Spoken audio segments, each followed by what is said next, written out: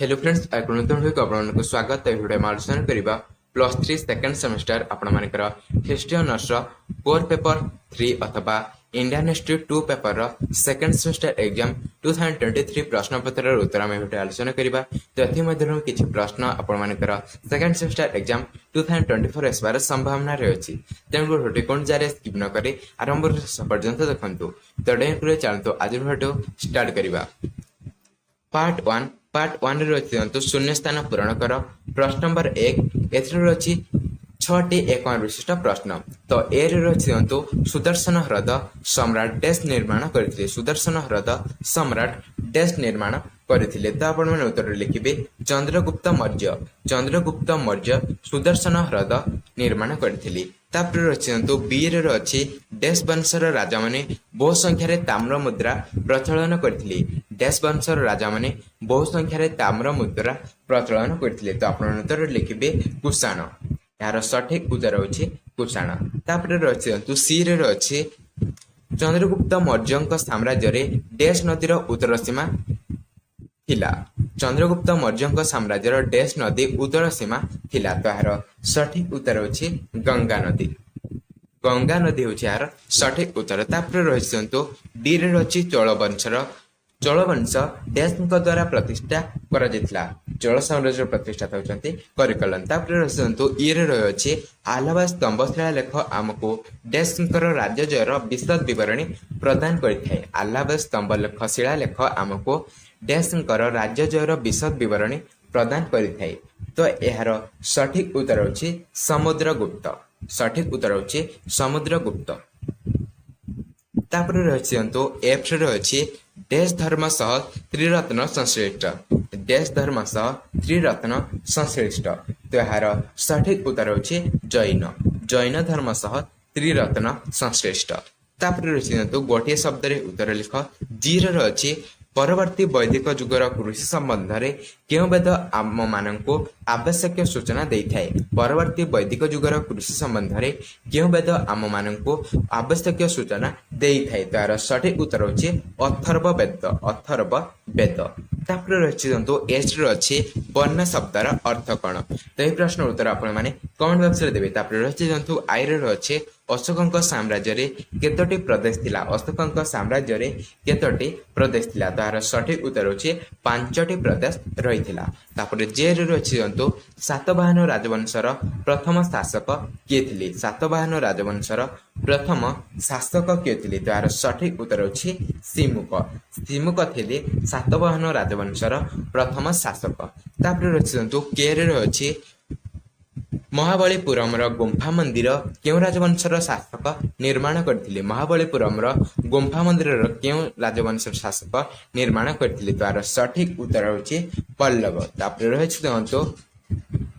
L रे अछि किए सांची स्तूप निर्माण करथिले। किए सांची स्तूप निर्माण करथिले। तो यार सठिक उत्तर होछि अशोक। अशोक सांची स्तूप निर्माण करथिले। तो या थिला आपण मानकर पार्ट 1 समस्त प्रश्न उत्तर। तापर पार्ट 2 एथरे अछि प्रश्न नंबर 2 निम्नलिखित जेकोसी 8टी उत्तर 2 बा 3 वाक्य रे दियो। 10टी प्रश्न अछि सेति मध्ये आपण मानको जेकोसी 8टी प्रश्न उत्तर 3टी बा 2टी वाक्य रे देबाकू पड़िबो एवं प्रत्येक प्रश्न मूल्य अछि 2 मार्क लेखाई। तो प्रश्न नंबर ए रे रहितंतो सातवाहन राजत्वर समय रे कृषि। सातवाहन राजत्व समय रे कृषि। तापर बी रे अछि व्यवसाय मानकर श्रेणी विन्यास। सी रे अछि आर्य मानक मध्य रे वर्ण व्यवस्था। डी रे अछि चंद्रगुप्त मौर्य शासन रे प्राच्य। तापर ई रे अछि क्यों शासक महाराजा राजधिराज देवपुत्र उपाधि रे भूषित होइथिले। तापर एफ रे अछि गुप्त काल रे विविध प्रकार जमी एवं जी रे अछि शूद्र मानकर संप्रसारण। एच रे अछि हुएनसांग विवरण रे पल्लव राज्य। आई रे अछि त्रिपिटक एवं जेर अछि अजंता गुफा मानकर थिबा चित्रकलार विषय वस्तु। तो या थिला आपण मानकर पार्ट 2 रो समस्त प्रश्न। तापर रहितंतो पार्ट 3 एथरे अछि प्रश्न नंबर 3 निम्नलिखित जेकोसी 8टी रो उत्तर 75टी शब्द रे दियो। तो एथरे मध्ये 10टी प्रश्न रछि सेति मध्ये आपण मानको जेकोसी 8टी रो उत्तर 75टी शब्द मध्ये देबा को पड़िबो एवं प्रत्येक प्रश्न रो मूल्य होछि 3 मार्क लेखाई। तो प्रश्न नंबर ए रे रछि दंतु मौर्य मानक जुगरे कृषि मौर्य मानकर शासन समय रे कृषि तापर रछि बी रे रछि हस्तशिल्प रो उत्पादन सी रे रछि अस्पृश्यता डी रे रछि चंद्रगुप्त मौर्यଙ୍କ विजयमान ई रे रछि गौतमीपुत्र सातकर्णी एवं एफ रे रछि प्रथम राजेंद्र जी रे रछि गुप्त मानक अधीन रे स्तरीभूत जमी तापर रछि एच रे रछि हर्षवर्धनଙ୍କର कृतित्व आई रे रछि पुरुषार्थ एवं जे रे रछि महायान बौद्ध धर्म। तो एगुड़िक रही आपणकर पार्ट 3 समस्त प्रश्न तापर शुणु पार्ट 4 एथिरे रही निम्नलिखित समस्त प्रश्न उत्तर 500टी शब्द मध्य दियो। तो प्रत्येक प्रश्न उत्तर आपण 500टी शब्द रे देबाको पड़िबो।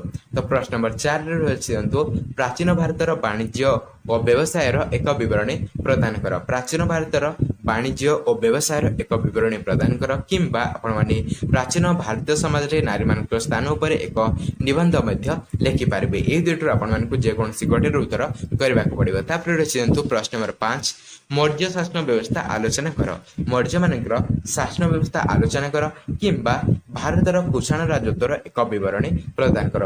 एथि मध्य ए दुइटी मध्य आपण मानकु जे कोनसी गोटे उत्तर देबा को पड़िबो। तापर रहिसंतु प्रश्न नंबर 6 गुप्त राजत्व समय रे परिवर्तित विवाह व्यवस्थार समीक्षा कर किंबा समुद्रगुप्तଙ୍କର राज्य जयर एक विवरणी प्रदान कर। तापर रहिसंतु प्रश्न नंबर 7 जैन धर्मर मुख्य नीतिमान आलोचना कर। जैन धर्मर मुख्य नीतिमान आलोचना कर किंबा मौर्य कला स्थापत्यर विकास आलोचना कर। मौर्य जुगरे कला एवं स्थापत्य क्षेत्र रे घटिता विकास क्षेत्र रे आलोचना कर। एथि मध्य आपण मानकु जे कोनसी गोटे उत्तर देबा को पड़िबो। तो या थिला आपण मानकर पार्ट 4 रे रहितबा समस्त लॉन्ग क्वेश्चन ए प्रश्न गुडिक आपण मानकर सेकंड सेमेस्टर एग्जाम 2023 रे आसीथिला। तो एथि मध्य हि किछि प्रश्न ए वर्षर सेकंड सेमेस्टर एग्जाम 2024 रे मध्य आसीबार संभावना रहि अछि। तो वीडियो भल लागले तो लाइक देबे एवं संगस्ते मान अधिक मात्रा रे शेयर करबे। तो नेक्स्ट वीडियो में यही पेपर किसी सिलेक्शन 3 बार विशिष्ट एवं किसी सिलेक्शन लॉन्ग क्वेश्चन उत्तर मध्य आम आलोचना करबा। तेणुकर वीडियो नोटिफिकेशन पाई चैनल को प्रथम रही सब्सक्राइब करी ऑल नोटिफिकेशन बेल को ऑन कर दिखांतु जहाँ फल कि आपण माने प्रत्येक वीडियो नोटिफिकेशन सर्वप्रथम पाई परिबे। तो देखा बा आ एक नूतन वीडियो से पर्यंत जय जगन्नाथ।